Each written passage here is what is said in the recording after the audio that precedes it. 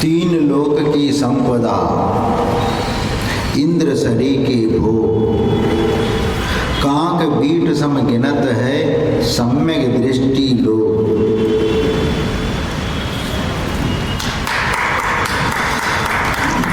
यहाँ पर सम्यक दृष्टि की बात चल रही है, क्योंकि तीन लोक की संपदा और इंद्र सरिगा का वैभव भी वह सम्यक दृष्टि लिए कोई महत्व मायना नहीं रखता, क्योंकि उसके जीवन में यह धन दौलत की स्थान पर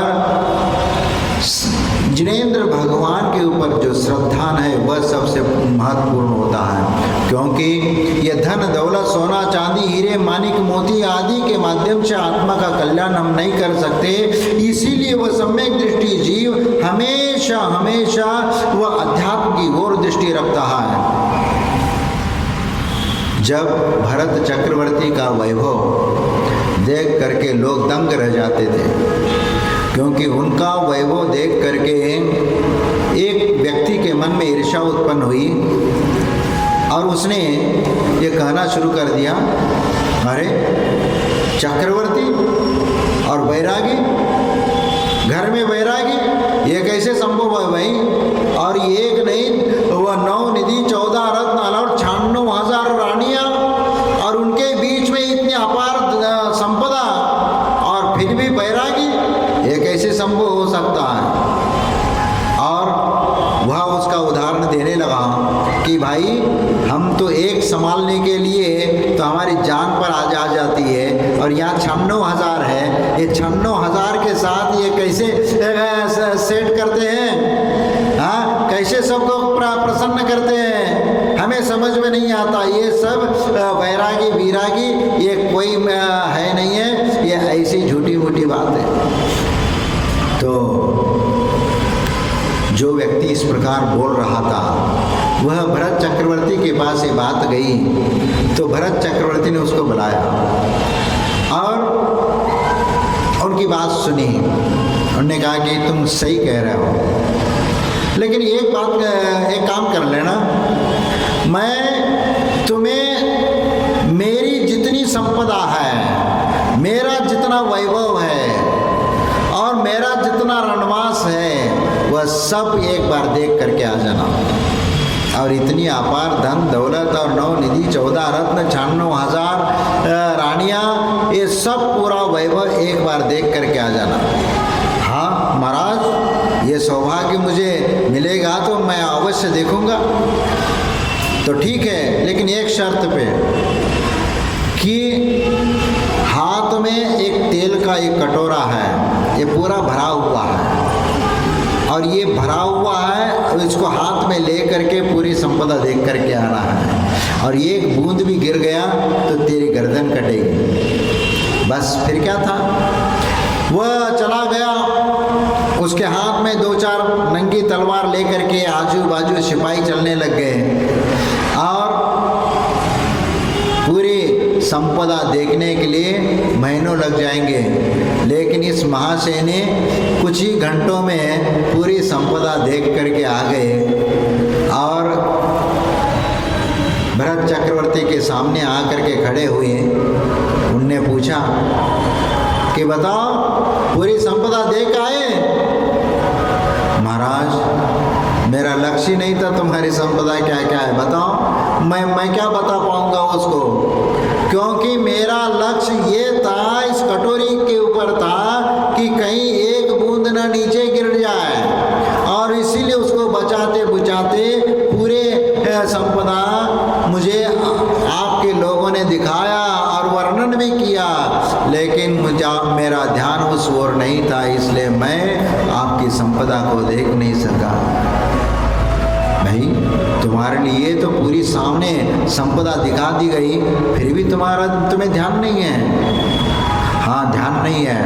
बस इसी प्रकार यह जितनी संपदा है, धन दौलत है, वैभव है, 9 निधि 14 रत्न और 96,000 रानियों की संपदा जो है, ये मेरे होते हुए भी मैं बैरागी इसलिए हूँ कि इसमें मैं लिप्त नहीं हूँ।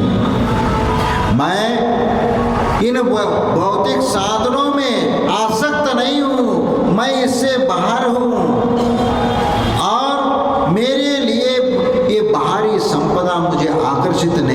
सकती, इसलिए धन दौलत से मैं बहुत परे हूँ। इसलिए आपको समझ में आएगा, क्योंकि सम्यक दृष्टि, क्योंकि ये सब क्षणिक सम्यक दृष्टि है। सर्वार्थ सिद्धि से उतर के आए, ये अकेले उतर के नहीं आए।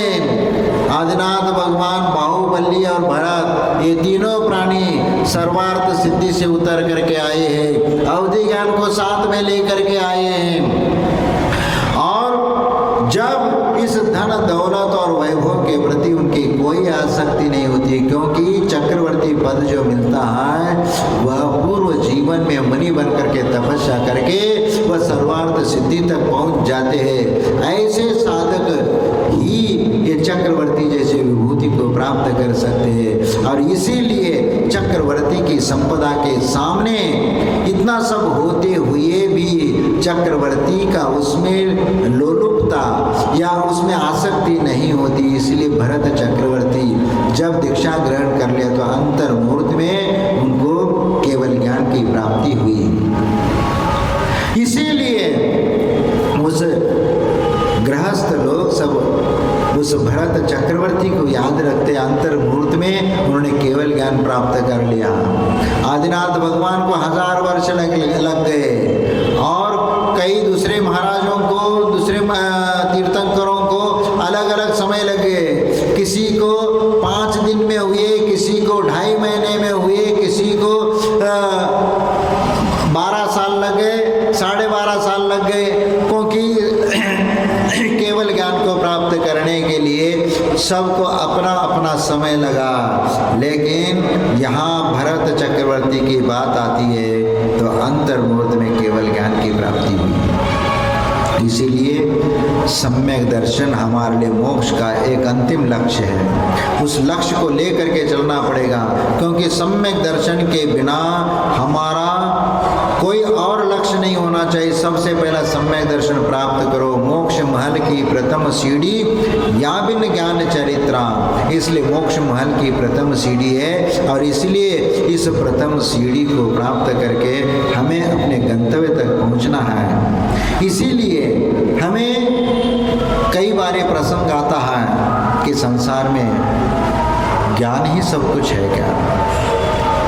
क्योंकि ज्ञान से जीवन में बहुत कुछ प्राप्त किया जा सकता है। कुछ लोग ज्ञानात् मोक्ष, चारित्रात् मोक्ष अलग अलग विश्लेषण करते हैं, लेकिन ज्ञान से सिर्फ अकेले मोक्ष की प्राप्ति नहीं होती, क्योंकि ज्ञान जो होगा सम्यक दर्शन के साथ होगा तो वह ज्ञान श्रेयस्कर होगा, वह आपके कल्याण के मार्ग में साधक होगा। और यदि श्रद्धा नहीं है तो वह ज्ञान तुम्हारे लिए लौकिक ज्ञान ही हो सकता है, वह आध्यात्मिक ज्ञान नहीं हो सकता, वह आत्मा का ज्ञान नहीं करा सकता, आत्मा की पहचान नहीं करा सकता। इसलिए आत्मा की पहचान करना ये सबसे पहला महत्वपूर्ण बात है। और इसीलिए एक प्रसंग मुझे याद आता है कि एक राजा,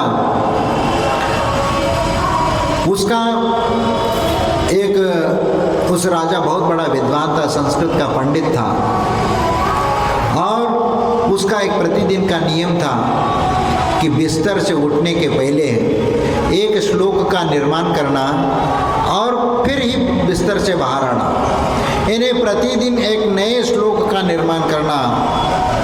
इन्हें ब्रह्म मुहूर्त में उठ करके 4 बजे के लगभग उठ करके 3:30-4 बजे के लगभग उठ करके वह श्लोक बनाना शुरू कर देते और श्लोक बना करके फिर एक पूरा श्लोक पूर्ण हो जाता, तब उस बिस्तर से उठ करके अपने नैमित्तिक क्रिया में लग जाते थे। और उसी नगर में एक गरीब ब्राह्मण था।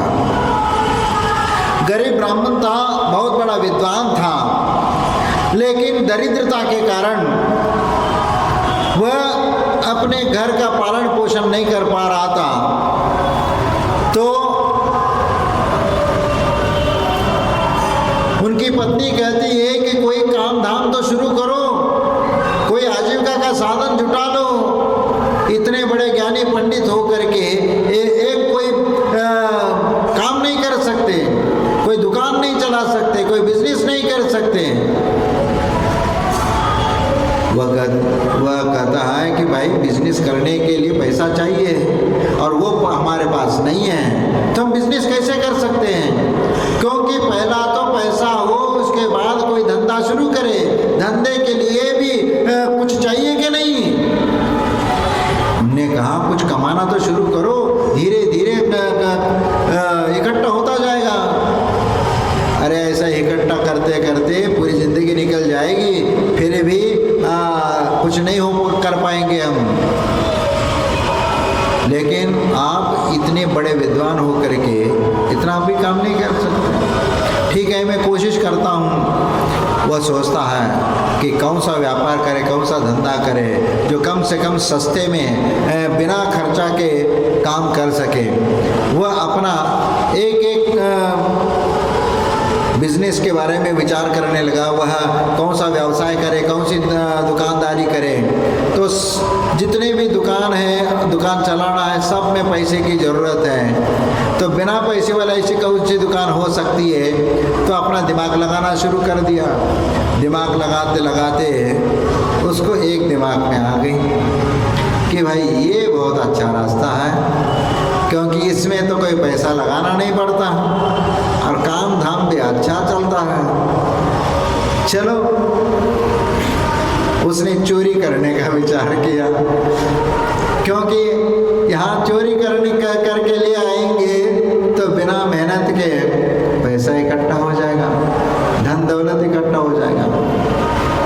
तो उसने सोचा कि चोरी करूँ तो कहाँ पर करूँ, किस सेठ के यहाँ करूँ, और सेठ के यहाँ करूँ, किसी गरीब के यहाँ करूँगा तो उसको दुख हो जाएगा, वो परेशान हो जाएगा, क्योंकि मुश्किल से तो कमा करके लाया है। उसके अपेक्षा से किसी सेठ के यहाँ पर यदि करेंगे तो ज़्यादा उसको अखरेगा नहीं। लेकिन वो विचार करता है कि राजा के पास इतना धन, उस सेठ के पास इतना धन ये भी हो, लेकिन उतना धन प्राप्त नहीं होगा। फिर वह सोचता है और यदि किसी राजा के यहाँ यदि हम डाका डालें और वहाँ से धन चुरा लें तो राजा को तो कोई फर्क नहीं पड़ेगा, क्योंकि उनके पास तो अपार धन दौलत है, और इसलिए थोड़ा सा उसमें से लेके आएंगे तो हमारा काम भी बन जाएगा और राजा का तो कोई नुकसान ज़्यादा कुछ होगा नहीं। ऐसा सोच करके राजमहल में चोरी करने का उन्होंने विचार किया और धीरे से वह किले का दरवाज़ा बंद होने के पहले वह उस किले के भीतर पहुंच जाता है। शाम संध्या के समय वह पहुंच जाता है और कहीं एक गुप्त स्थान पर छुप करके वह बैठ जाता है। रात होने का वह रास्ता देखने लगता है और धीरे धीरे अंधेरा होता चला गया। धीरे धीरे सिपाही गश्त करने वाले इधर उधर घूमने लग गए, लेकिन उसमें कुछ सिपाही जहाँ पहरेदार कर रहे थे और बहुत समय हो गया, 10-11 बज गए, 12 बजने को है और कुछ सिपाही ऊँघने लग गए और कुछ को आधे अधूरा नींद आने लग गई। तो बैठे बैठे वह दीवार से टिके टिके ही वह नींद के गोद में चले गए। तो फिर इसने सोचा कि ये अच्छा मौका है और वह धीरे से वहाँ से निकलता है, क्योंकि महल में सब और अंधेरा छाया हुआ था और वहाँ उस अंधेरे में का लाभ लेते हुए वह महल में प्रवेश कर लेता है। और महल में प्रवेश करता है और वहाँ देखता है कि सब जगह अंधेरा है, एक जगह दिया जल रहा है और जहाँ दिया जल रहा है चलो वहाँ हो सकता है कुछ अच्छा माल। तो वह धीरे धीरे दूसरी मंजिल पर उस कमरे तक पहुँच जाता है, जहाँ वह कमरे के बाहर आकर के खड़ा हो जाता है और खिड़की में से झांक करके देख लेता है कि अरे यहाँ तो अपार दौलत है, क्योंकि इसके दीवार में हीरे माणिक जड़े हुए हैं। तो इसका मतलब ये एक विशेष कमरा है और विशेष कमरा है तो यहाँ माल भी अच्छा मिलेगा। ऐसा सोच करके धीरे से जैसे तैसे उस कमरे के भीतर घुस जाता है। कमरे के भीतर घुस जाता है, इधर उधर नज़र फिराता है तो उसको देखा कि अरे कितना पूरा कमरा जगमगा रहा है रत्नों से, क्योंकि दीवार के हर इसमें नक्काशी में सब वह हीरे मानिक मोती जड़े हुए हैं। वह देख करके दंग हो जाता, लेकिन निकाले कैसे, क्योंकि दीवार में वह अलग ढंग से उसको लगाया हुआ। फिर घूमते देखते देखते उसकी नज़र उस पलंग के नीचे चली जाती है। वो देखा कि पलंग के ऊपर कोई सो रहा है, लेकिन कोई बात नहीं। उसने सोचा कि पलंग के नीचे नज़र जाती तो वो सोने की ईंट नज़र आई। जैसे पलंग को ऊंचा करने के लिए वो 4 ईंट लगे हुए थे, उसने सोचा कि एक ईंट भी हमें मिल जाएगी तो मेरा काम हो जाएगा। ऐसा सोच करके वो पलंग के नीचे पहुंच जाता है और पलंग के नीचे से वह किस तरफ से निकालो सोचने में लग जाता। पैर की तरफ से या ऊपर की तरफ से, कहीं से वह ज़्यादा सोचा नहीं और सीधा वह एक पहिया के नीचे से वह निकलना शुरू कर देता है और धीरे धीरे निकालने का प्रयत्न करने लगता है। इतने में उसका हाथ हिल जाता है, थोड़ा सा धक्का लग जाता है तो पलंग हिल जाता है। पलंग हिल जाता है तो डर जाता है कहीं सोता हुआ व्यक्ति उठ न जाए। तो फिर धीरे से अरे ये रहने दो, दूसरा पहिया का देख लेते, ऐसा कह करके दूसरा पहिए के नीचे से धीरे धीरे निकलना शुरू कर दिया।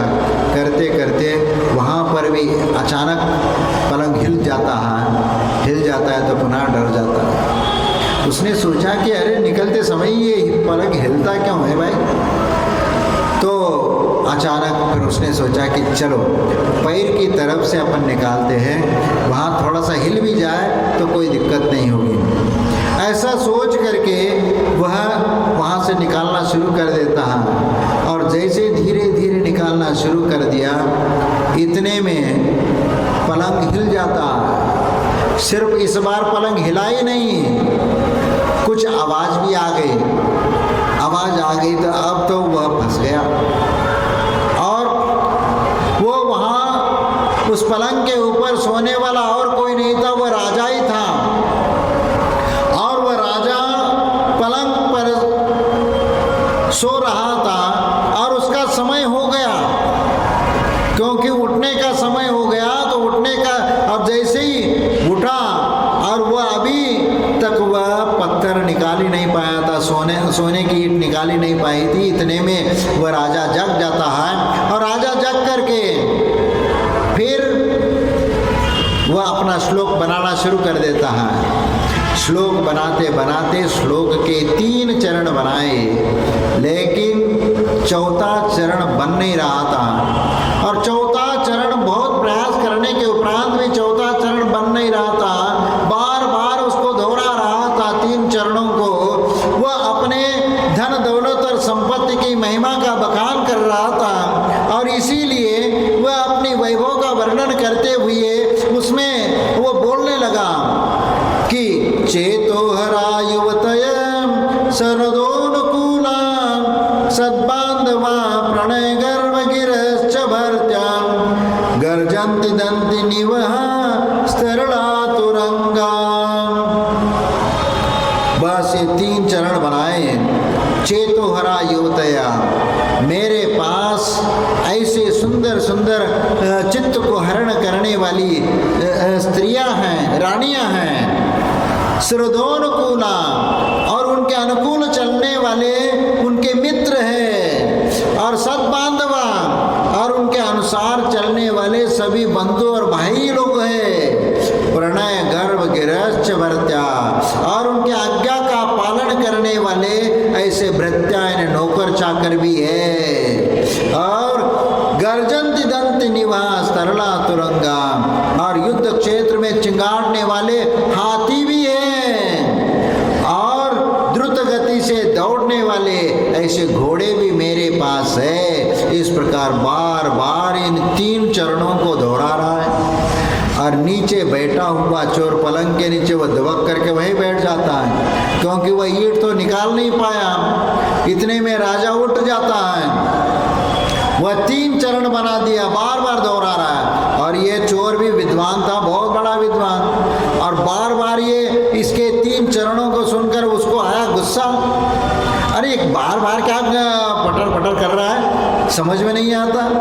और नीचे से ही वो बोल पड़ा, सम्मोही लेते नयन और नहीं किंचित हस्ती। इन्हें आंख बंद करने के उपरांत ये तुम्हारी सुंदर सुंदर चित्त को हरण करने वाली रानियां, तुम्हारे मित्र और तुम्हारे भाई बांधव आदि और नौकर चाकर हाथी घोड़ा वगैरह कुछ काम आने वाला नहीं है ये, क्योंकि जब आपके आंखें मूंद जाएगी, यानी जब तुम मरण को प्राप्त हो जाएगी, तुम्हारा धन दौलत सोना चांदी वगैरह तुम्हारे साथ कुछ भी नहीं आने वाला। सम्मिलित नयन नहीं किंचित अस्ति, आंख बंद करने के उपरांत कुछ भी तुम्हारे साथ आने वाला नहीं है। और राजा ने जैसी आवाज सुना और चौथे चरण की पूर्ति देख करके वो बहुत प्रसन्न हो जाता। राजा, अरे यहाँ कौन है भाई? और पलंग के नीचे से आवाज आती, हाँ मैं हूँ। तो राजा पलंग से उठता है, उसका श्लोक तो पूरा हो गया था, वो उठ गया और नीचे से बाहर आ जाओ, बाहर आ जाता। पूछा कि तुम कौन हो? उसने भी सीधा सीधा बोला, मैं हूँ चोर। सीधा बोला कि मैं चोर हूँ। चोर हूँ? फिर यहाँ क्या करने आया? महाराज मैं चोर हूँ तो यहाँ किस लिए आया हूँ? चोरी करने के लिए आया हूँ। अरे तुम तो इतने बड़े विद्वान हो करके तुम ये चोरी करने के क्यों लगे हो? महाराज विद्वान तो हूँ, लेकिन परिस्थिति ने मेरे लिए इस प्रकार स्थिति बना दी है, इसलिए मैं मजबूर होकर के चोरी करने के लिए यहाँ पर आया हूँ। क्योंकि राजा के यहाँ दरबार में यदि चोरी करूँगा तो राजा का ज़्यादा अखरेगा नहीं, इसीलिए मैं थोड़े से यदि एक ईंट भी यदि मिल जाती है तो मेरा काम बन जाता, इसलिए मैं पलंग के नीचे से सोने की ईंट निकाल रहा था। ऐसी बात है। लेकिन वह राजा उससे कहता है कि आज तुम मेरे गुरु बन गए। मैं आपका गुरु? ये कहाँ से भाई? मैं कैसे तो आपका गुरु बन सकता हूँ? तूने मेरी आज आंखें खोल दी। मैंने आंखें खोली आपकी? आज तक तुम्हारी आंखें बंद थी क्या? नहीं, आज मुझे समझ में आ गया कि मैं जिस नशा में आज तक मदन मत था, मैं अपनी धन दौलत और सोना चांदी राजपाट को ही मैं सब कुछ समझ करके बैठा था और उसी अहंकार में डूबा हुआ था। लेकिन तुम्हारे उस एक चरण ने मेरी आंखें खोल दी, क्योंकि जब मरण को प्राप्त हो जाएंगे तो ये धन दौलत सोना चांदी कुछ भी साथ आने वाला नहीं है। बस इसलिए तुम आज मेरे गुरु बन गए। बताओ अब तुम्हें क्या चाहिए, बताओ। गुरु दक्षिणा के रूप में उन्होंने बहुत कुछ संपदा दे दी और कह दिया कि तुम अब चोरी चपाटी करने की जरूरत नहीं, तुम कोई काम धाम करके तुम अपना आजीविका का निर्वाह कर लेना।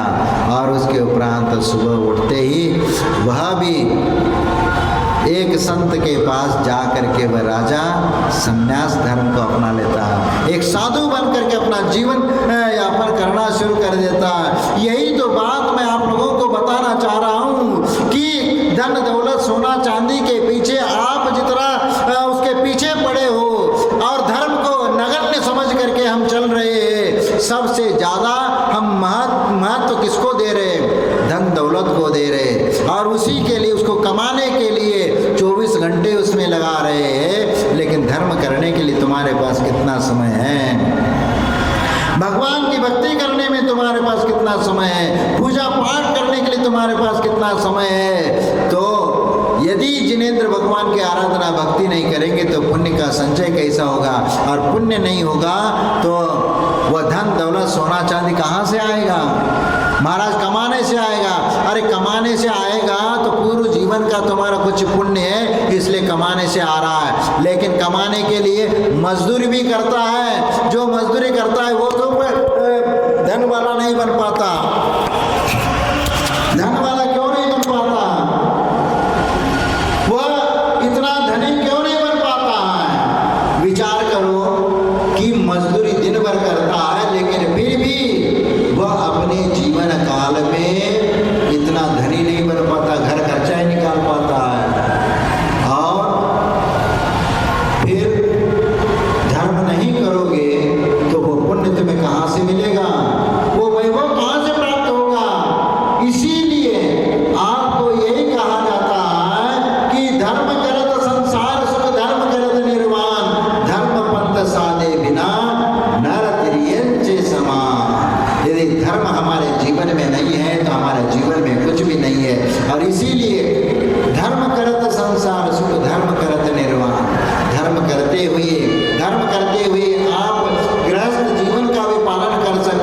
रत्नत्रय की आराधना करते हुए मोक्ष मार्ग पर चल सकते हो और अनुव्रतों को पालन करते हुए मोक्ष मार्ग पर आगे चल सकते हो और धीरे धीरे मुनि बन के तपस्या करके वह मोक्ष पुरुषार्थ को भी आप प्राप्त कर सकते हैं। और यदि हम वह नहीं किया तो फिर हम पशु के समान है। पशु में और हमारे में कोई अंतर नहीं है। इसीलिए हम इस दुर्लभ मनुष्य जीवन की सार्थकता इसी में है। इस दुर्लभ मनुष्य जीवन को हमने पाया है तो इस जीवन में कुछ करके गुजरना है और कुछ पाना है। वो नहीं पाना धन दौलत, ये तो कुछ क्षणिक है। आप करोड़पति भी बन गए, अरबपति भी बन गए, तो जिस दिन सांस रुक जाएगी उस दिन तुम्हारा यहीं का धरा यहीं पर पड़ा रहेगा। ये धन दौलत सोना चांदी यहीं पर पड़ा रहेगा, साथ में कुछ भी नहीं आने वाला। इस धरा का इस धरा पर